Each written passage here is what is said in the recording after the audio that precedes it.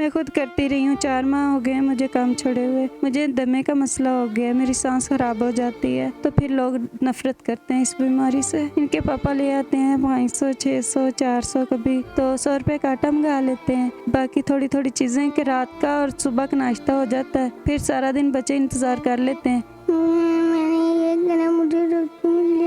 हम सिर्फ सुबह की एक रोटी खाते हैं, वो भी सूखी, और साथ में पानी मिल जाए तो बड़ी बात है, नहीं तो अगर शाम में सालन बन जाए, दाल, वो भी कभी कभी वो भी बनती है, पापा रोटी ले आए तो। मैं तो बस यही चाहती हूँ कि मेरे घर के हालात बेहतर इतने हो जाएं कि मेरे बच्चे 3 टाइम खाना खा लें। अस्सलाम वालेकुम जी, वॉइस ऑफ पाकिस्तान के साथ मैं हूँ आपकी मेज़बान मरियम इकराम जी। नाज़रीन, आज मैं एक ऐसी फैमिली के साथ मौजूद हूँ जिनके 7 बच्चे हैं और माँ अपने बच्चों की अच्छी परवरिश के लिए दिन रात मेहनत कर रही है। ये मेहनत करने वाली माँ एक वक्त में ऐसी थी कि अपने बच्चों को इंग्लिश मीडियम स्कूल में पढ़ाती थी। गाड़ियों में ये बच्चे जाया करते थे, अपने घर में अपने घर की छत के मालिक थे ये। और एक वक्त ऐसा आया कि ये एक किराए के घर में एक गंदी सी आबादी में रहना शुरू हो गए। बच्चे स्कूल जाना बंद हो गए, खाने को एक रोटी भी नामुमकिन थी। सफ़ेद पोश लोग हमारे मुल्क में बहुत ज़्यादा हैं, मगर हम वहाँ तक पहुँच नहीं पाते। उसी में से सुमेरा हमारे साथ मौजूद हैं जिनके 7 बच्चे हैं और 2 अगर मैं आपको बताते चलूँ वो सुन नहीं सकते, सुनने से माजूर हैं।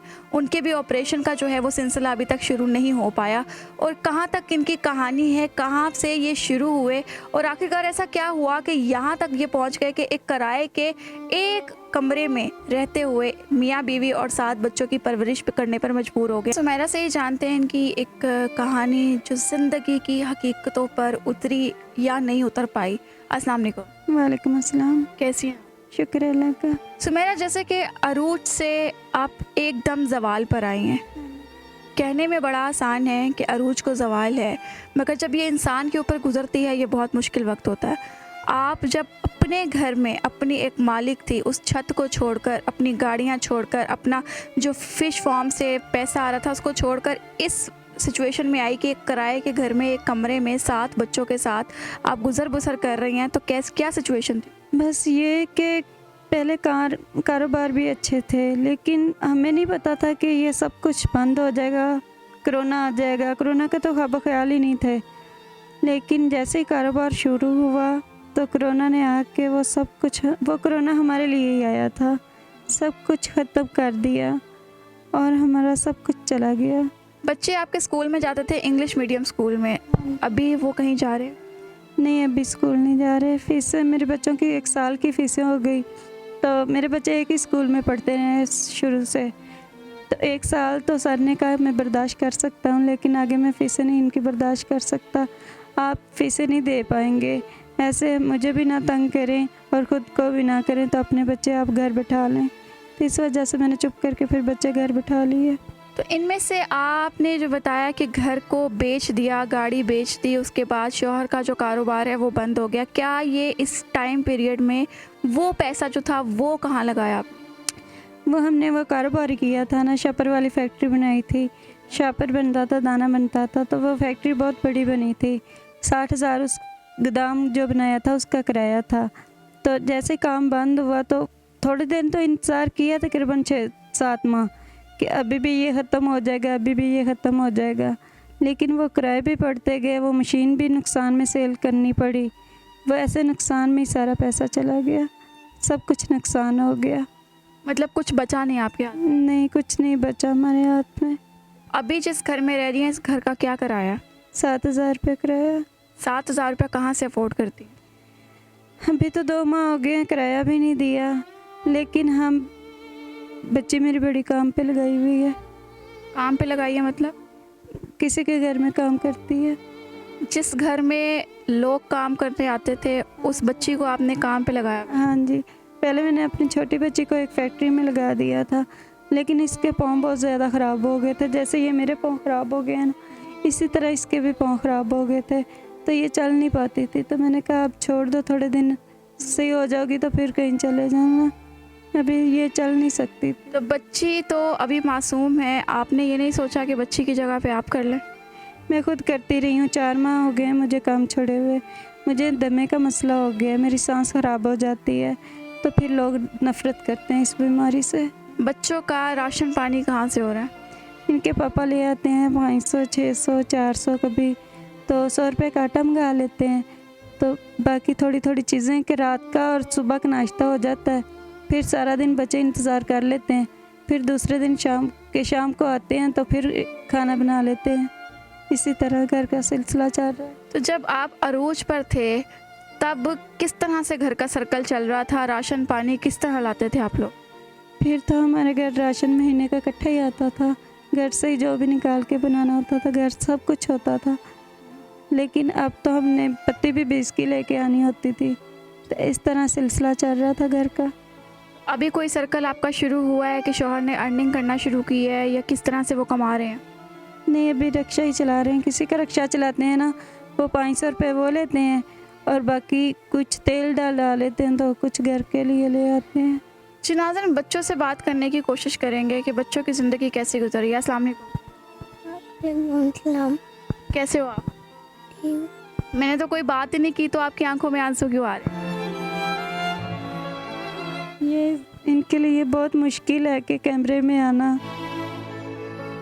मतलब इतने मासूम बच्चे हैं हमारे इस मुल्क में, हमारे पाकिस्तान में कोई ऐसा शख्स नहीं है जो किसी को भूखा देखकर उसके घर पर पहुंचे और मीडिया तक पहुंचे बगैर उसका राशन पानी पूरा कर सके। इस बच्चे की आबिदा आंखें शायद मैं बयान नहीं कर सकती कि मेरे ऊपर क्या गुजर रही है कि जब इस बच्चे को रोटी नहीं मिलती होगी, जब इस बच्चे का स्कूल छुड़वा दिया गया, उसकी माँ किस लोगों के घरों में जाकर काम करती थी, उसकी बहनें घरों में काम कर रही हैं। ना बता सकती है इससे आप।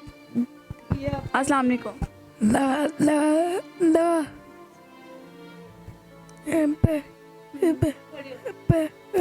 पढ़ नहीं रहे?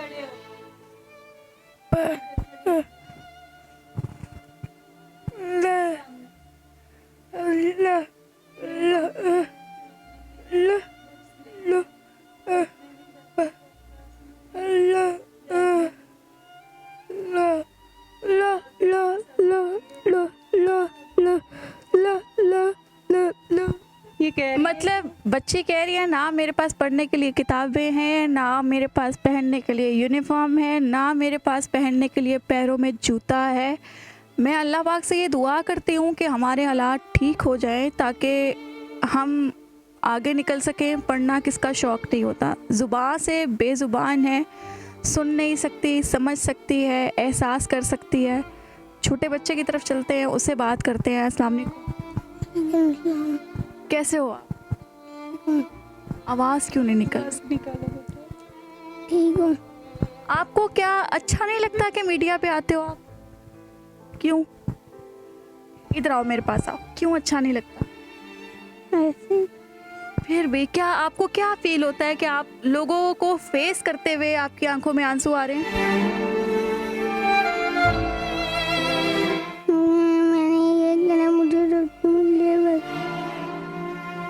छोटा मासूम बच्चा है, उसे नहीं पता कि लोगों को कैसे फेस करना है, लोगों के साथ बात कैसे करनी है, मगर उसको ये पता है कि मैं इस कैमरे में अगर बात करूँगा, इन लोगों के सामने बात करूँगा तो ये लोग देखेंगे हमें और हमारी गुर्बत का मजाक उड़ाएंगे।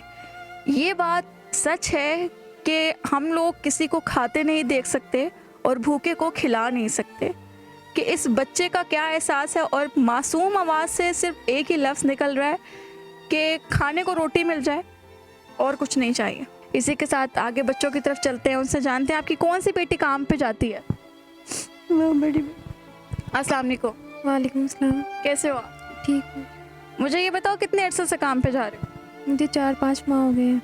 क्या जो अयाशी की ज़िंदगी थी आपकी नज़रों के सामने थी? जी। उस ज़िंदगी से गुजरने के बाद आज जब लोगों के झूठे बर्तन धोती हो, उनका डाला हुआ गंद समेटती हो, तो किससे माफ़ी मांगती हो और क्या सोचती हो कि क्या ऐसा गुनाह हुआ है? बस मुझे रोना आता है बहुत ज़्यादा। क्या चाहते हो ज़िंदगी में, क्या होना चाहिए अब? कि वही हमारे पे आसाइशें आए, अल्लाह ताला हमारी गुर्बत को जल्द से जल्द ये डाल दे और हम फिर वही अमीर हो जाएं। लेकिन हमें बस खाने के लिए अब रोटी मिल जाए और कुछ नहीं कहते। रोटी का क्या मसला आ रहा है? मतलब कि हम सिर्फ सुबह की एक रोटी खाते हैं, वो भी सूखी, और साथ में पानी मिल जाए तो बड़ी बात है, नहीं तो अगर शाम में सालन बन जाए, दाल, वो भी, और कभी कभी वो भी बनती है, पापा रोटी ले आए तो। लोगों के घरों में जब जाते हो आप, क्या सोच के जाते हो? इन बहनों के लिए जा रहे हो, इन भाइयों के लिए, माँ बाप के लिए, या आप ये करते हो कि मैं अब सारी ज़िंदगी ये करूँगी और घर में बहन भाई पालूँगी? नहीं, मैं ये सोच कर जाती हूँ कि मेरे बहन भाइयों का मैंने सहारा बनना है और पापा मामा का सहारा बनना है। ये घर में सबसे बड़ी है? जी भाई। मतलब हमारे पे जब तूफान आते हैं, पहाड़ टूटते हैं, कोई क्राइसिस आते हैं, माँ बाप बलि का बकरा घर के सबसे बड़े बड़े बच्चे को बना देते हैं। मैं नहीं बयान कर सकती कि इन लोगों की क्या फीलिंग्स हैं, बिकॉज़ बच्ची है, मासूम है। लोगों के घरों में जाकर काम कैसे किया जा सकता है, कौन कर सकता है, ये शायद हम नहीं समझ सकते। एक माँ अपनी बच्ची को कैसे किसी के घर भिजवाती है कि जाओ बेटा झाड़ू लगाओ, बर्तन धो, उस वक्त क्या आलम होता है। इस माँ की पुकार मैं आप लोगों तक पहुँचाना चाहूँगी कि हम लोग अपनी अयाशियों में बहुत पैसे ज़ाया करते हैं, मगर ये मासूम बच्चे हैं। इस माँ ने ज़िंदगी गुजार ली, मगर अब पहला बच्चा पैदा होने के बाद अपने बच्चों के लिए ये ज़िंदगी गुजार रही है, तो शायद हमें इनको सपोर्ट करना चाहिए। आपकी कितनी आमदनी हो, किस तरह से हो कि आपकी ज़िंदगी थोड़ी आसानियों में आ जाए? मैं कोई आमदनी नहीं मांगना चाहती, कोई कुछ नहीं मांगना चाहती। मैं तो बस यही चाहती हूँ कि मेरे घर के हालात बेहतर इतने हो जाएं कि मेरे बच्चे 3 टाइम खाना खा लें। किस तरह बेहतर हो सकते? लोग हमारी हेल्प करें, सिर्फ हमें राशन दे दें।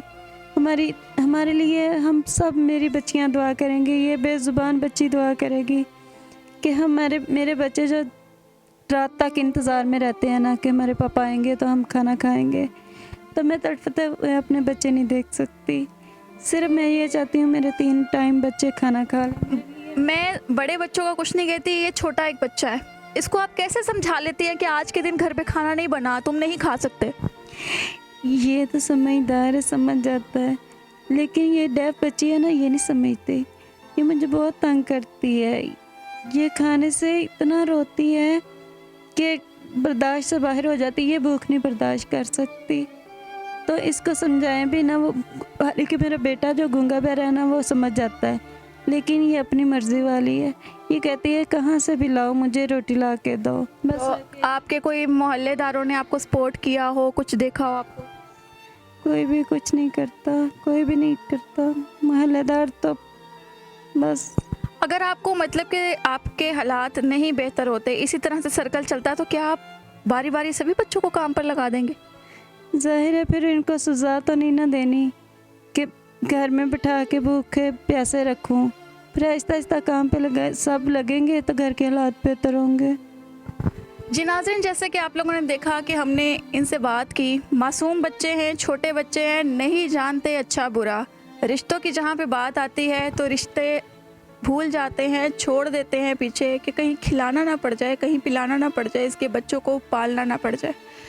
ये मासूम बच्चे जब रोटी के लिए बिलखते होंगे तो एक माँ पे क्या गुजरती होगी, मैं सिर्फ उस चीज़ को इमेजिन कर रही हूँ कि मुझे पीछे से, मेरे साइड से, राइट लेफ़्ट से सिर्फ रोने की आवाज़ आ रही है, आंसू को दबाने की आवाज़ आ रही है कि मीडिया पर लोगों को सामने लाने पे, अपने बच्चों को लाने पे क्यों मजबूर हुई है माँ कि सफ़ेद पोश को कोई पूछता नहीं है। ना मोहल्लेदारों ने पूछा, ना इर्द गिर्द के रिश्तेदारों ने पूछा, और सगे बहन भाइयों की अगर बात की जाए तो शायद सबसे पहले वो पीछे हो जाते हैं कि कहीं खिलाना पिलाना ना पड़ जाए, कहीं इसके बच्चों को पालना ना पड़ जाए। तो मेरी भी आप लोगों से यही अपील है कि अगर आपके इर्द गिर्द कोई इस तरह के लोग हैं जो सफ़ेद पोश हैं, जिनके घर पे रोटी नहीं है खाने के लिए, क्योंकि अभी भी इस माँ की एक ही आवाज़ है कि मेरे बच्चों को सिर्फ खाने के लिए मिल जाए और मुझे कुछ नहीं चाहिए। अगर आपके इर्द गिर्द कोई इस तरह के लोग हैं, उनकी मदद करें ताकि भूखा कोई ना सोए, हमारा मुल्क जो है इस तरह से तरक्की कर सकेगा। आज की कहानी उम्मीद करती हूँ कि आपको कोई एहसास हुआ होगा इस चीज़ का कि लोगों के साथ किस तरह से बिहेव करना चाहिए। अपनी जो राय है कमेंट सेक्शन में लाजमी दीजिएगा। अभी तक के लिए मुझे दीजिए इजाज़त। अल्लाह हाफ़िज़।